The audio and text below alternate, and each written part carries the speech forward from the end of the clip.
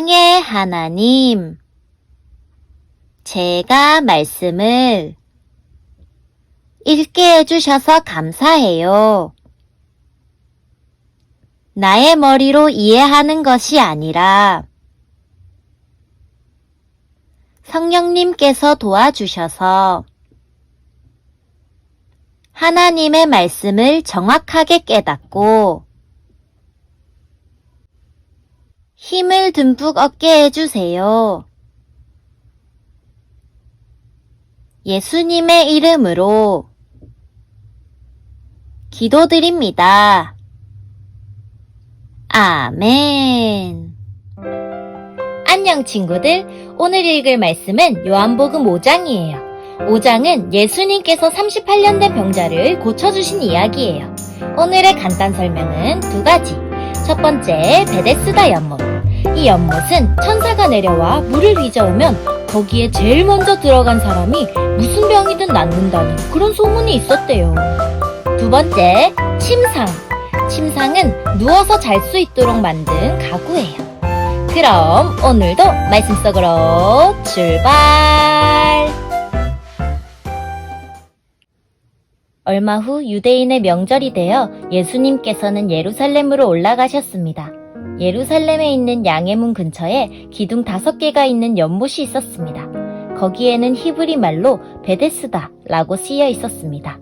이곳에는 병약한 사람, 앞 못 보는 사람, 걷지 못하는 사람, 다리를 저는 사람 등 많은 병자들이 누워 있었습니다. 없음. 거기에 38년 동안 병을 앓아온 한 남자가 있었습니다. 예수님께서는 그 남자가 누워있는 것을 보시고 그가 아주 오랫동안 병을 앓아온 사람이란 것을 아셨습니다. 그래서 그에게 물으셨습니다. 낫기를 원하시오? 병든 사람이 대답했습니다. 선생님, 물이 움직이기 시작할 때 제가 연못 안으로 들어갈 수 있게 도와주는 사람이 없습니다. 제가 물속으로 들어가려고 하면 다른 사람이 저보다 앞서서 물속으로 들어가곤 합니다.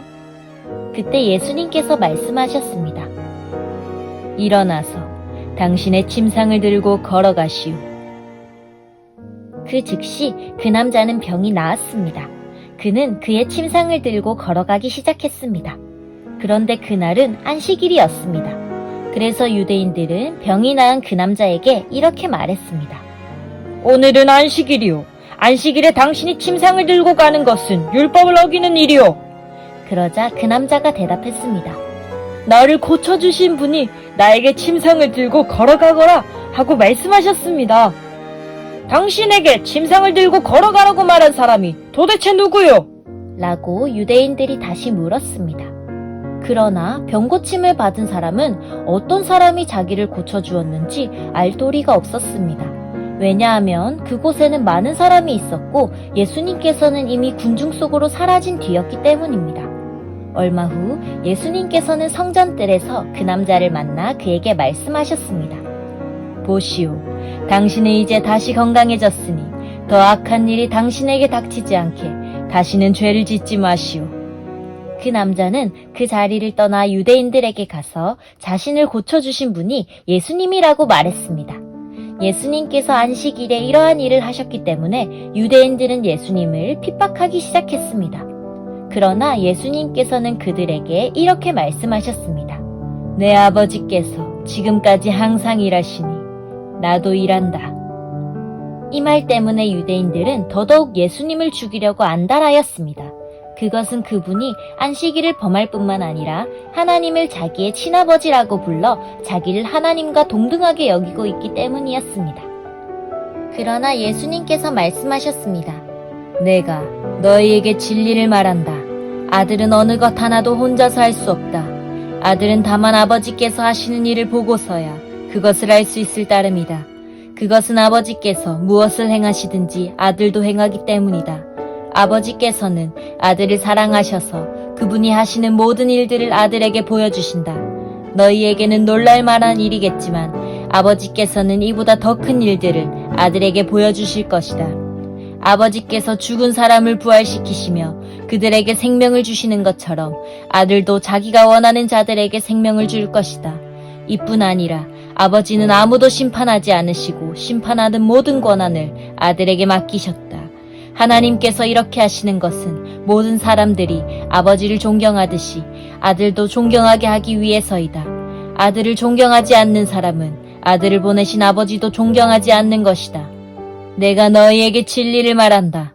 누구든지 내 말을 듣고 나를 보내신 분을 믿는 사람은 영원한 생명을 얻었고 심판을 받지 않을 것이며 사망에서 생명으로 옮겨졌다. 내가 너희에게 진리를 말한다.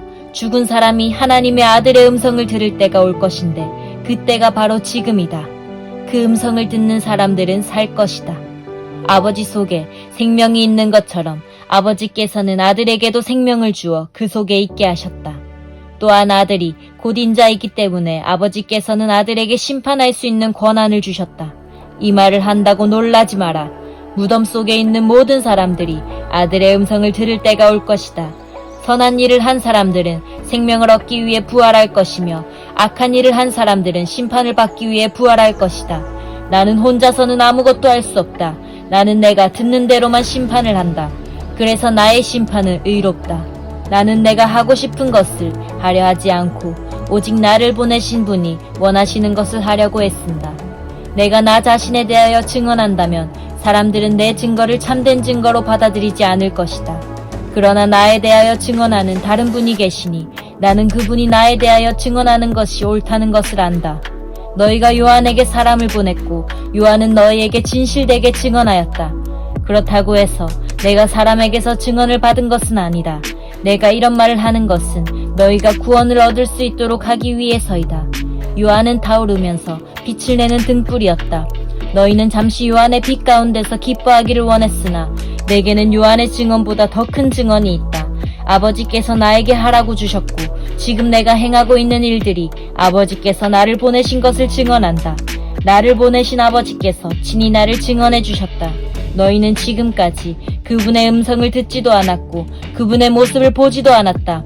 또한 너희는 아버지께서 보내신 사람을 믿지 않기 때문에 하나님의 말씀이 너희 속에 머물러 있지도 않는다. 너희는 성경에서 영생을 얻을 수 있다고 생각하여 성경을 부지런히 연구하고 있는데 바로 그 성경이 나를 증언하는 것이다. 하지만 너희는 영생을 얻기 위해 나에게 오는 것을 거절하였다. 내가 사람에게서 영광을 받으려는 것이 아니다. 나는 너희가 어떤 사람인지를 안다. 너희에게는 하나님을 사랑하는 마음이 없다. 나는 나의 아버지로부터 받은 권세를 가지고 왔으나 너희는 나를 받아들이지 않는다. 그러나 다른 사람이 자기의 권세를 가지고 온다면 너희는 그를 받아들일 것이다. 너희는 너희끼리 영광 받는 것을 좋아하면서도 하나님께로부터 오는 영광을 얻는 일에는 힘을 쓰지 않으니 너희가 어떻게 나를 믿을 수 있겠느냐? 내가 아버지 앞에서 너희를 고소할 것이라고 생각하지 마라. 너희를 고소하는 사람은 바로 너희가 소망을 두고 있는 모세이다. 너희가 모세를 믿었다면 나를 믿었을 것이다. 왜냐하면 모세가 기록한 것이 나에게 관한 것이기 때문이다. 너희가 모세의 글을 믿지 않는데 내가 말하는 것을 어떻게 믿을 수 있겠느냐? 짜잔! 여기까지가 5장이에요. 우리 친구들 오늘도 잘 들어줘서 고마워요. 우리 하나님의 말씀으로 믿음 쑥쑥 자라는 친구들 됩시다. 안녕!